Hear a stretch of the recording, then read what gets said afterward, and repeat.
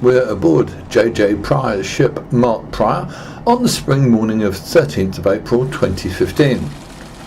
The time is just coming up to around 7 a.m, which means that it's high water at the ballast quay at Fingringhoe in Essex. The ship is loaded with 280 tons of sand and stone, around 15 lorries worth if you like, and as soon as the hatch covers are secure, we'll be underway. 38 years.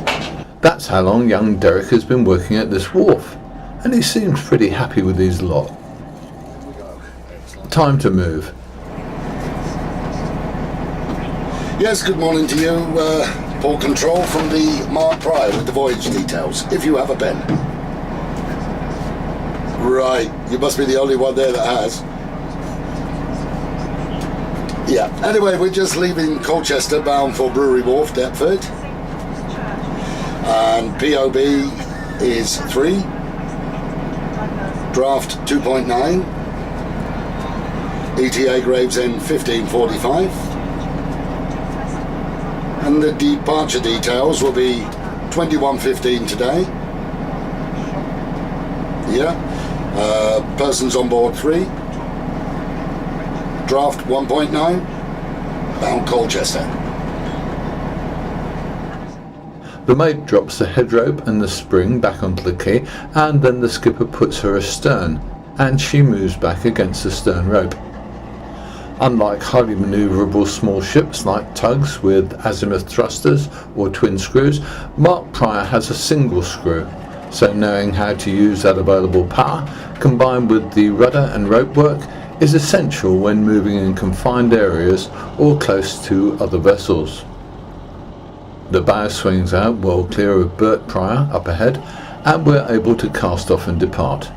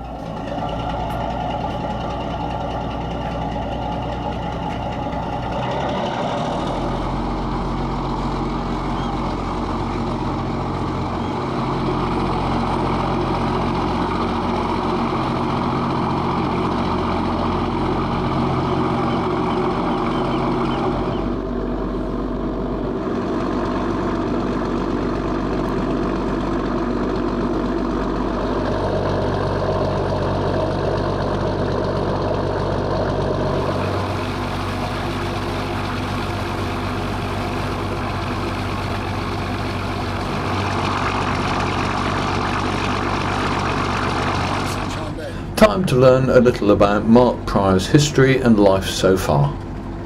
What would you call her? Would you call her a coaster, a barge? Well, she started off in her earlier life for Crescent Shipping. She was called the Lope, and she was classed as a coaster in those days.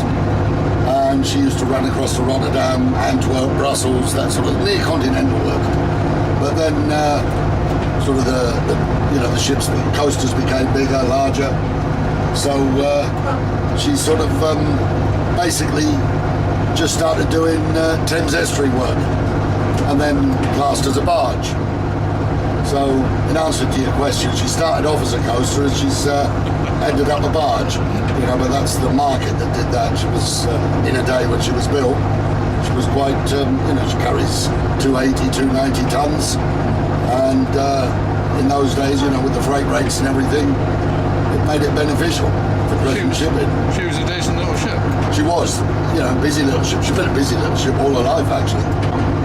She's about 2.8 draft, loaded, and empty. She's 1.8, 1.9 draft. We don't carry any ballast. There's just a 4-peak tank that we fill up so that we can see over the bow when she's empty. Otherwise, she's stuck up in the air. She's a flat bottom boat, so that's what they're built for, really, sitting on drying out berths. Like our berth up at Deptford, for example. That's up the creek, that dries out completely, At low water, you wonder how ships get in there. But, Yeah, so she's still running strong. You know, she's getting on a bit now. She's built in '69, and she's had a hard life, especially on this sand and gravel run. You know, non-stop. So, but she's still earning her keeps, shall we say? She's working 7 days a week. Yep, she works 7 days a week, non-stop. Unless, of course, really bad weather or something, then we have to stop. Grab discharge, which is also quite tough on the ship, exactly. But she's sort of built for it. She's got like a trimming hatch. She hasn't got frames. It's like a box, made a wooden box out of it, so it's easier for discharge. Steel ceiling. Originally, she was built with a wooden ceiling floor, the hold, but with the grab discharge all the time, it makes it a lot more easier with a steel ceiling, of course.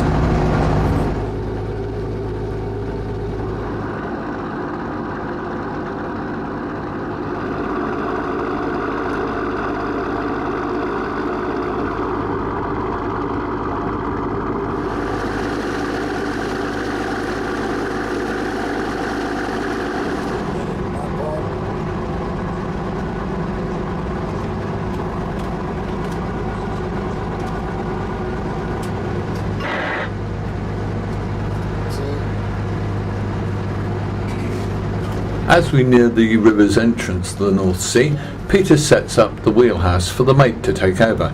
Right, Frank, she's all yours. His name is Martin, but he's better known as Fraggles or Frags, and he doesn't mind at all.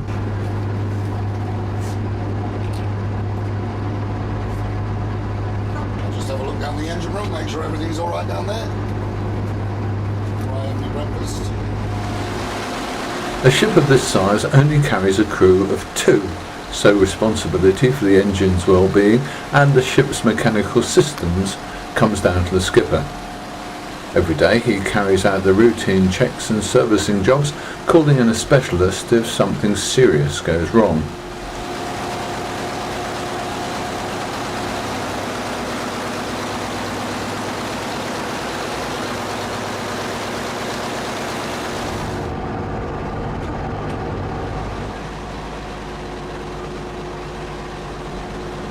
I'm delighted to say I'm on the ration strength for the day, and here's breakfast made by the mate, eaten by me and the skipper.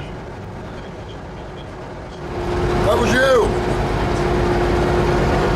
That wasn't me, skipper, that was all you. No, you've eaten it all. That's why I'm so petite. And that's us, punching against the tide now for a few hours on our way up towards the Thames.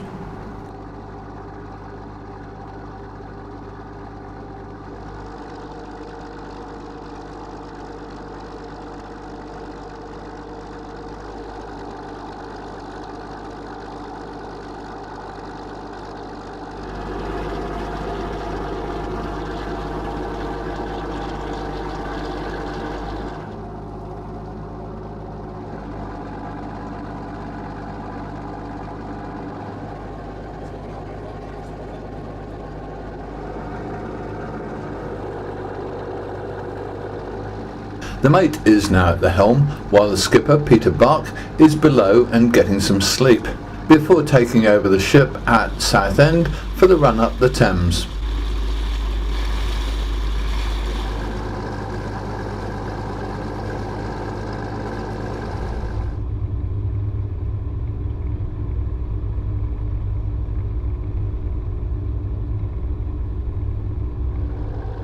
We left fingering hoe at the top of the tide, carrying the flow down the River Colne till reaching the sea. Then we headed out, crossing the Wallet and the Spitway, and turning south at the Whittaker Buoy to sail down Middle Deep towards the Thames.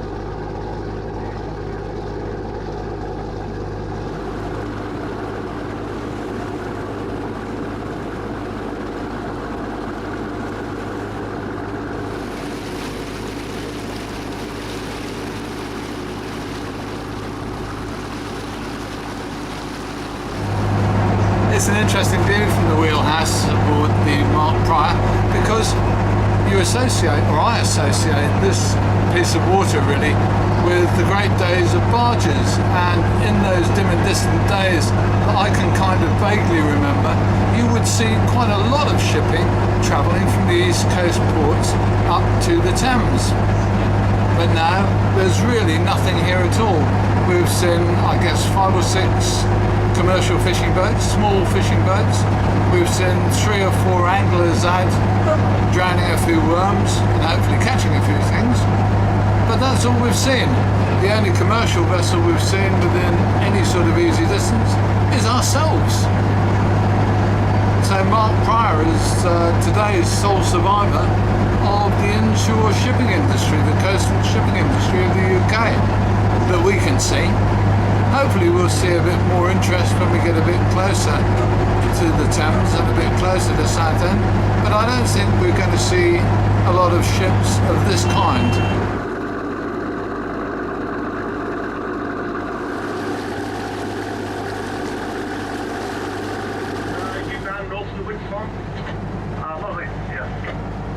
I'll come across to starboard, then if you come around my stern and then you'll be on the right side of me so we get to the channel. To be honest, although the weather today is really beautiful, I'd have been glad if it had been a bit bumpier, because, believe me, it isn't always like this here, especially in the winter. A wind blowing hard from the northeast against the ebb tide flowing north, and you'll get some short, steep and nasty seas that will stop a small boat and slow Mark Prior down too. The tide is also a big influence in the ship's sailing routine. Most small boat and coastal commercial skippers would naturally sail with the tide, but heading towards London we're against it for 4 or 5 hours. That's because we have to leave fingering hoe at the top of the tide when there's enough water to get out of the berth safely, and then we have to arrive at the Deptford Creek wharf well before high water, around half flood. That gives us the rest of the rising tide to discharge the cargo, and then we leave at high water on the Thames to carry the tide all the way down the river and north up the Essex coast. That means we'll arrive at the berth back home as the tide is rising, with 2 or 3 hours to load, and then we sail again at high water to continue the daily cycle. It really is all go for Mark and her 2-man crew.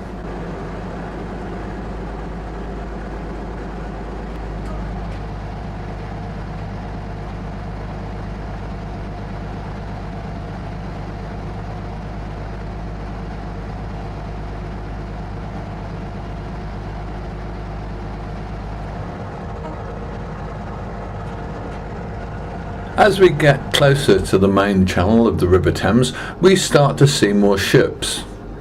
This ferry, North Stream, is heading out at around 18 knots, and she's followed by a couple of other ro-ros, product tankers and dredgers.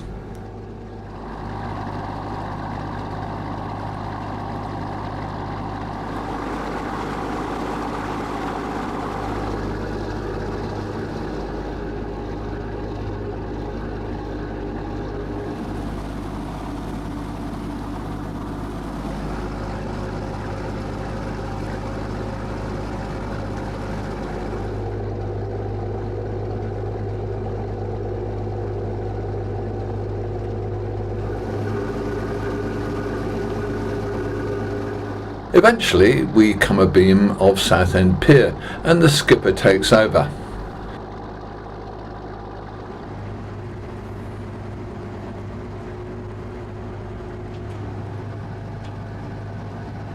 He and Fraggles take off the hatch sheet to dry out the boards, and then it's a mug of tea and a natter. He's been sailing these waters for well over 40 years, and even in that time, many things have changed on the river. It's relatively quiet, isn't it? But it must have been much, much busier when you first went to sea. Well, Chris, it's, to be honest, somebody my age going up and down the east coast now, it's very sad. It's actually, I'd call it sad because,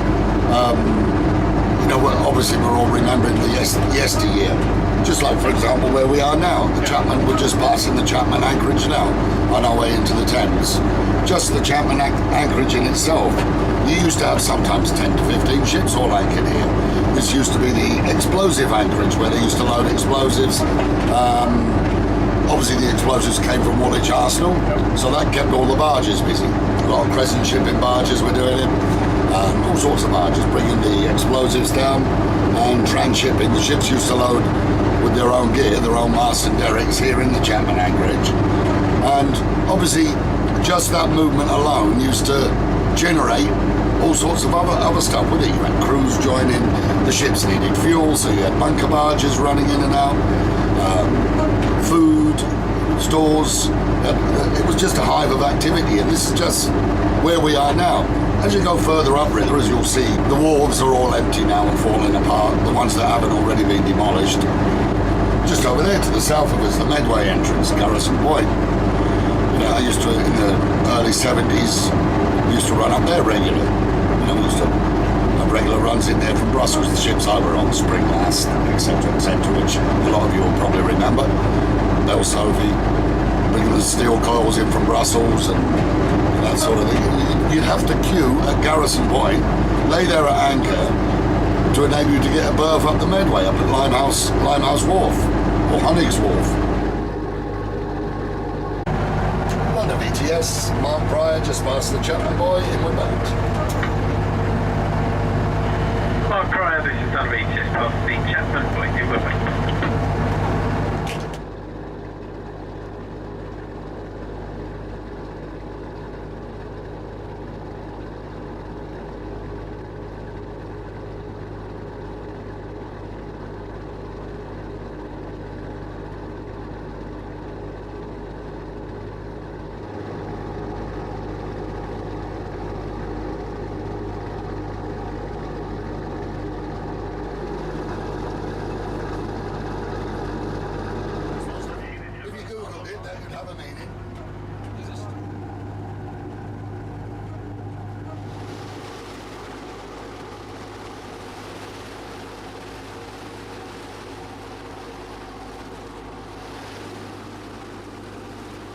We cast off from our berth at around 7 a.m. this morning, heading into the tide for much of our distance so far.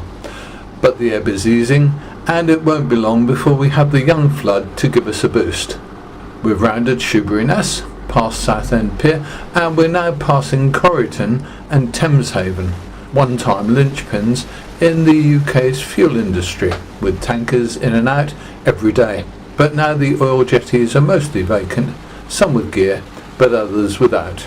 There's a little chemical and product trade, but not much by the look of it.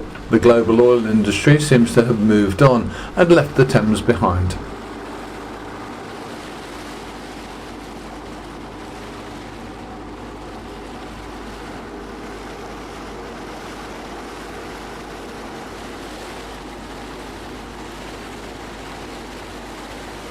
One part of the river has undergone a major revival with the development of London Gateway, a new container port on the north side of the river, which opened its first berth in November 2013.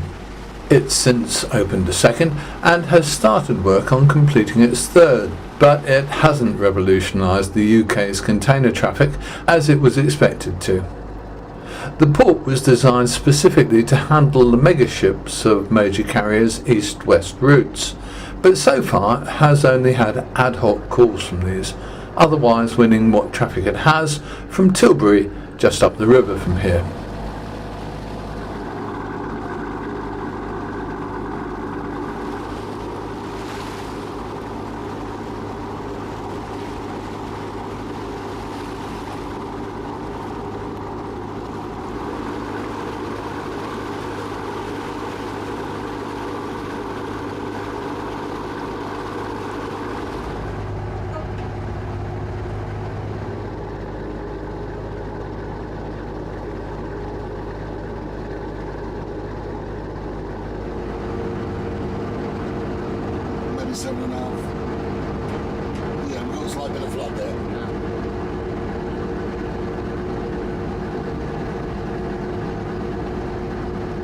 We're in Gravesend Reach now, just opposite the town of Gravesend, home of the Port of London Authority, and just opposite Tilbury Power Station on the North Bank. Unemployed now until a new use is found for it. Very easy to make the wrong choices.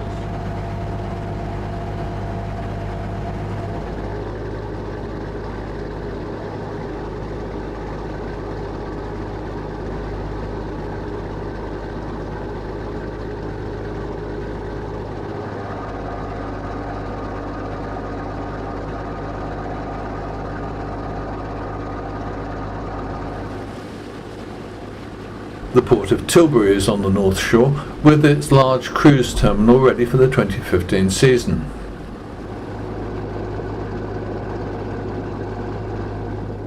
The main commercial port at Tilbury has a large enclosed dock area and major quays on the riverfront.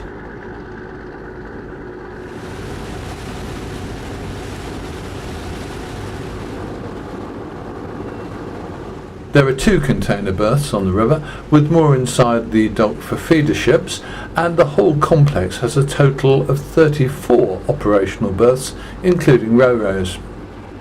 There's also a large bulk carrier quay on the river.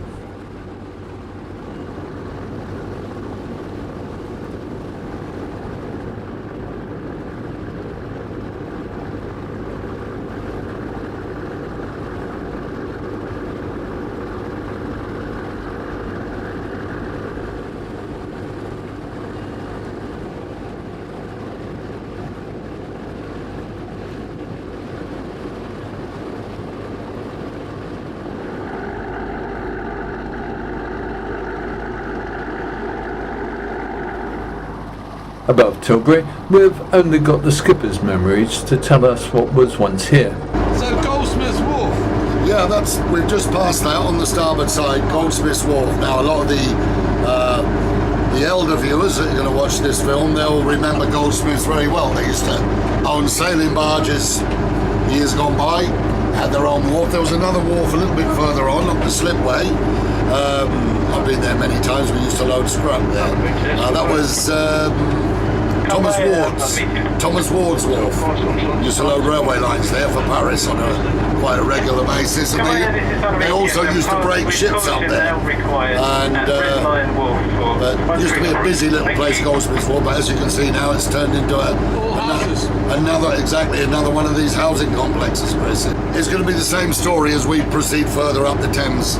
You know, sort of what were hives of activity in days gone by are now just housing complexes, and we're coming up to Green Hive now. Now, Green Hive, that was Everard's base, and they used to have the Green Hive boys there, and there was always, 4, 5 or 6 large Everard ships laid there, doing repairs, people signing on, signing off, and actually, on a night time, it used to be quite dangerous here off Green Hive, because you'd had the sailors, the Everard's men, they'd be leaving the pub, was it the Brown Bear? Yeah, the Brown Bear at Green Hive, and they'd be sculling across the river to get back to their ships on the buoys, and obviously they'd miss fetch. But in those days, nobody was bothered. If they drifted upriver for a few miles, it didn't matter. With the Dartford Bridge in sight, here are 2 tugs belonging to Dutch operator Co-Tug, who came to the Thames at around the same time London Gateway opened. There's some chemical and some oil jetties, and some ro-ro ramps used by Coble freight ferries clustering near to the bridge. And this area marks the upstream limit for most large ships, although you'll find a few larger short sea traders and others at times.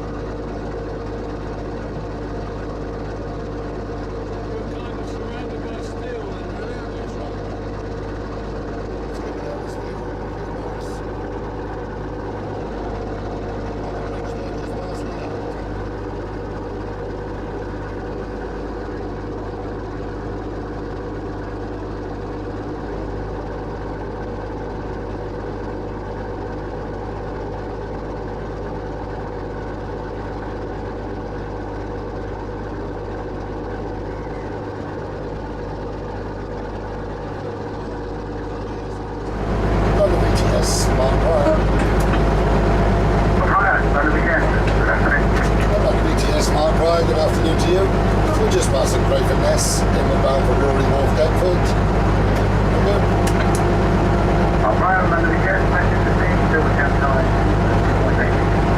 2.8 metres silver down. Thank you.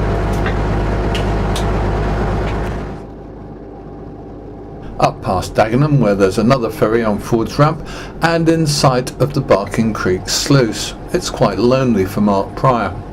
There's no other commercial shipping on the move, although the river is still lined with commercial and industrial sites.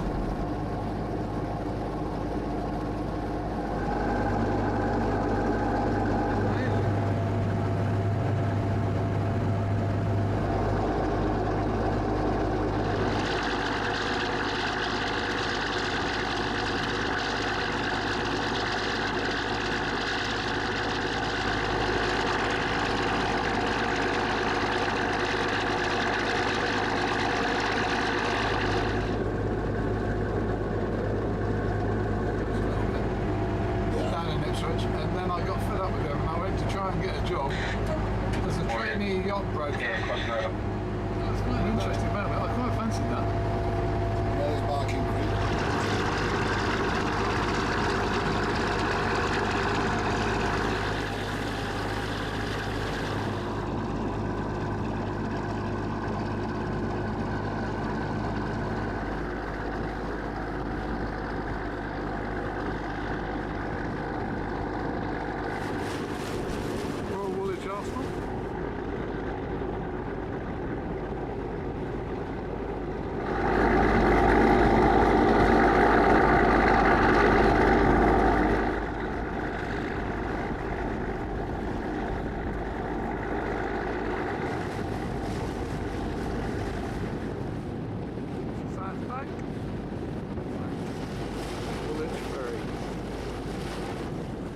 We've got plenty of landmarks here. The Woolwich Ferry, 2 vessels in operation as London's people are making their way home from work. Then there's Tate & Lyle's Thames Refinery. It's the largest sugar refinery in the EU and one of the largest in the world, with an annual capacity of around 1.2 million tonnes of the sweet stuff.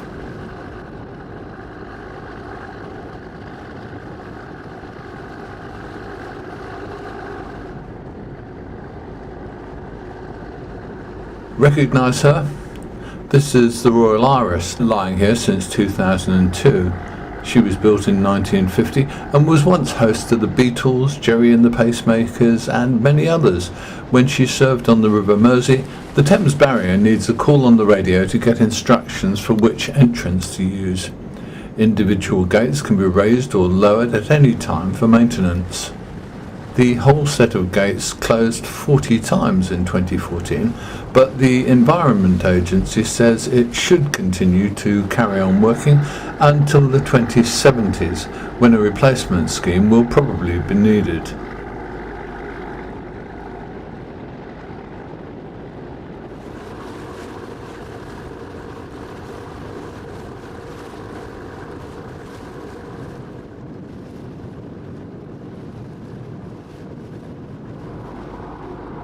After 15 years of life, the old Millennium Dome looks as if it's becoming a bit stained and scruffy. But its new neighbour, the Emirates airline cable car route over the river, looks very smart and we all want to ride. It's surprisingly reasonable for a tourist attraction, so can I have a go, please?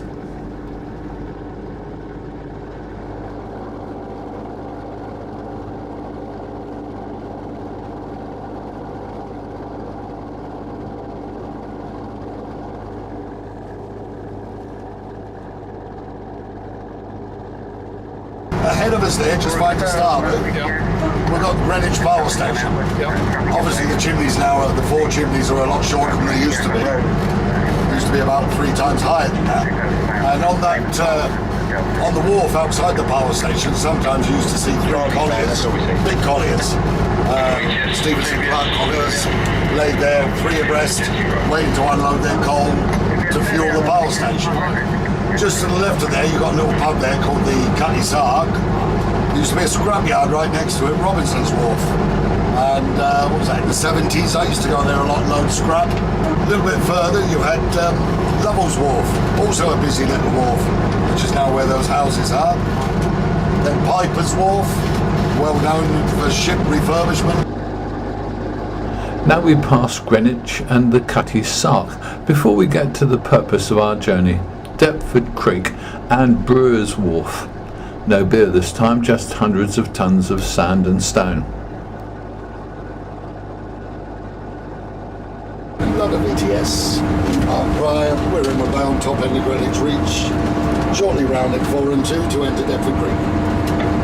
Mark Prior, London VTS, Greenwich Reach, shortly entering Deptford Creek. Silvertown is 4 metres. 4 metres Silvertown, yeah. With the tide flooding strongly, the skipper turns Mark Prior into the flow to head for the creek entrance. The foremast, aftermast and radar mast go down, so she'll fit under both the entrance bridge and the creek road bridge without them being raised. Once in the creek mouth, the tidal influence and the wind are lessened.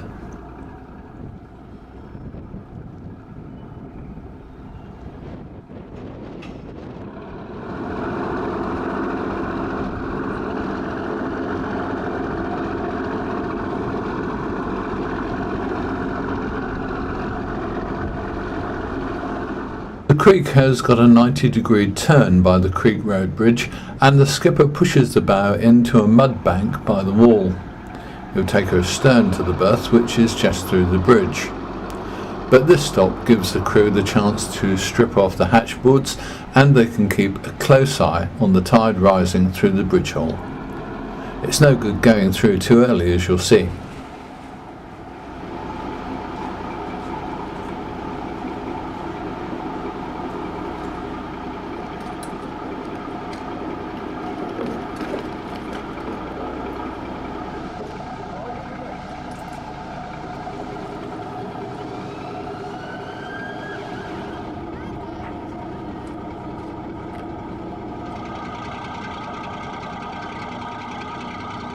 We've been here for about an hour before it's time to move again. Going astern through a narrow gap is tricky in a single screw ship, and it's made more difficult by the bridge's arch. Letting the wheelhouse get too close to the sides could do a lot of damage.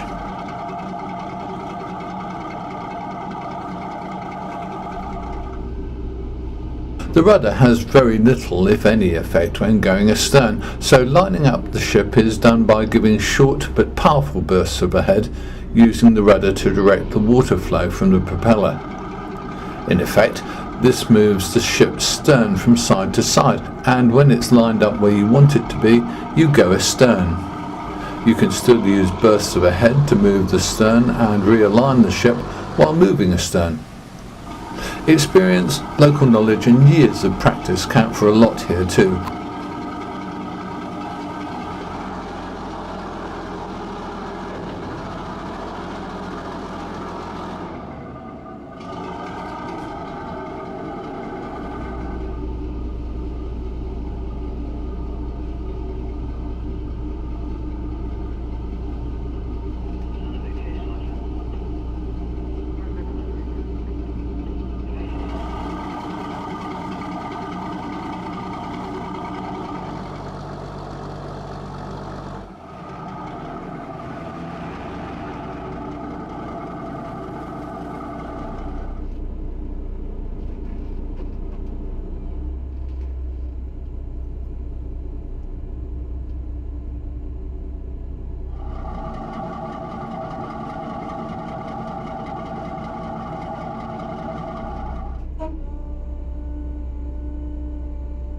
The creek's bottom has a V-shaped profile, with the mud stacked up alongside the quay, so as Mark Prior noses in, Jeff the crane driver, who's been doing the job for about 40 years, digs into the forward hold to start grabbing stone.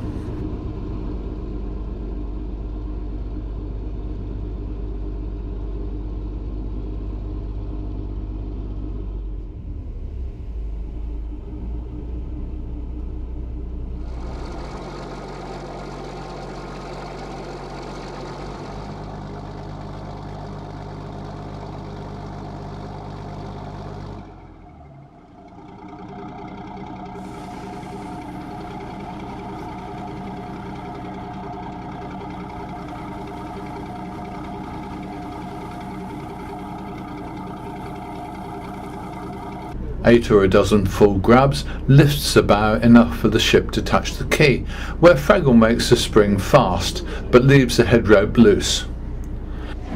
Now the crane starts work on the aft hold, so Mark gradually slides in and comes alongside.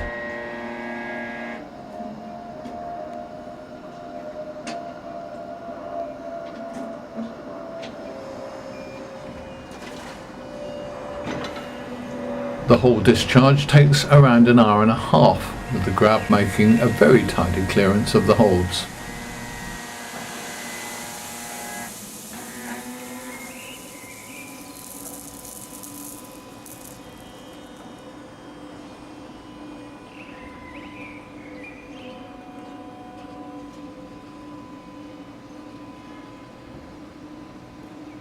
As darkness falls, the crew get the hatch boards off the side deck. Then it's time for a few minutes blow, waiting for the tide to rise.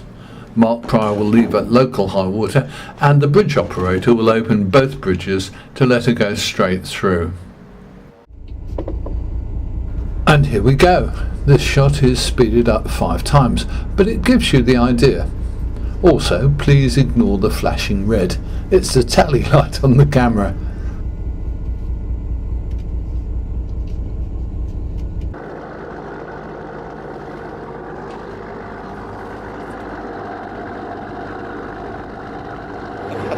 Considering that it is just the 14th of April now, and it's, what, about 5 o'clock in the morning, it's actually not too damn cold. It hasn't been really icy all night, I think. I've had a few hours kip, or a few hours doze, and in that time we've got all the way from the mighty Thames up to the not so mighty River Colne, and we're heading in now, passing Brightlingsea, heading up towards Fingering Hoe, which is our home port, and where I leave this fine ship. We've had an excellent trip. Lots of cups of tea, which is essential when you're at sea, and quite a bit of grub as well, which goes down quite well. It's coming up towards half flood as we sail gently up the Colne. You may notice that the ship's head is a bit high. There's a problem with the setting on the 4-peat ballast tank flooding valve. That'll get fixed before they sail again. Looks like a belt of fog just coming off the fields, running across the river, so we'll have to see what we find when we get there. It's not normally like this, you know. It's sea like a mill pond, and so I've had a bit of everything really, a bit of fog and a bit. But with this weather, you'll have people applying for your job all the time. That's right, yeah. Just keep telling them it's rough. It's rough. It's too rough. Seasick all trip.